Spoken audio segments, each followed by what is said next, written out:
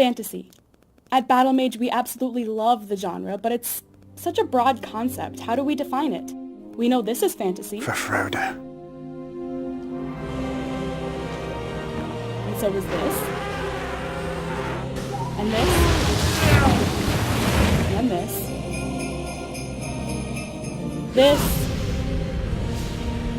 This. Wait, does this count? What about this? Are these fantasy? Okay, that's definitely not fantasy, right? Right? Right? Alright, clearly we can't just rely on you'll know it when you see it. Here's a definition. Fantasy is a story set in a time or place where magic works.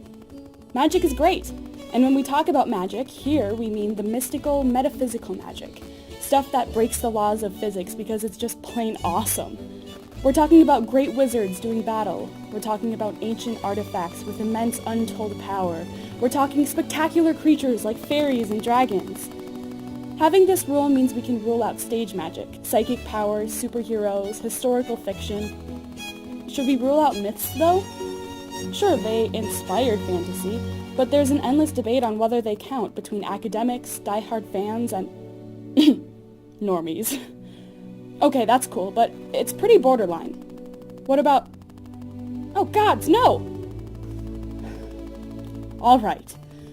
Clearly we have to be a little bit more specific. So we know magic appears in fantasy, but you just saw that limiting ourselves to magic can open up Pandora's box. And there's a lot of fantasy stories that do just fine without magic. It's called low fantasy, and it's awesome.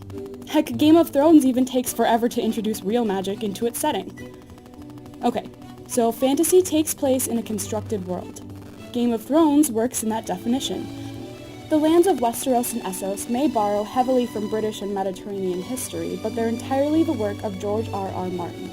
And this tradition of world building goes back to the core of the genre. Tolkien built Middle-earth around his real hobby, crafting the elvish languages of Sindarin and Quenya. Lord Dunsany, the great-granddaddy of fantasy, built his own world with its own people and lands and religion. The beauty of creating a constructed world is that you have full control over what your story can tell. You decide what creatures exist in your world, the political structure, the geography, the history, everything. What's even cooler is that the more you study things like anthropology, geography, biology, and so many other disciplines, you can make your world building so much deeper and richer. But wait, that leaves out Harry Potter, which takes place in the UK in the 90s. Alright, let's bring this back to Tolkien again. One of his hallmarks was the Hobbits' connection to the Shire, to their simple country life. Game of Thrones leans pretty hard into its pseudo-medieval setting, and Harry Potter takes us away from London and into the Scottish Highlands where Hogwarts sits. So there we go. Fantasy appeals to simple rural living. Oh gods. Oh gods!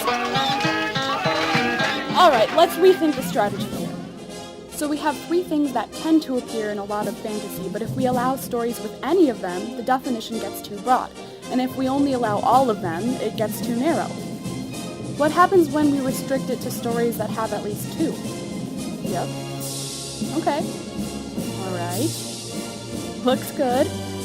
Heck yes. Alright, there we have it. A solid working definition for what fantasy even means. It's not going to fit every situation, but it'll do for our purposes here at Battle Mage. Thanks for joining us.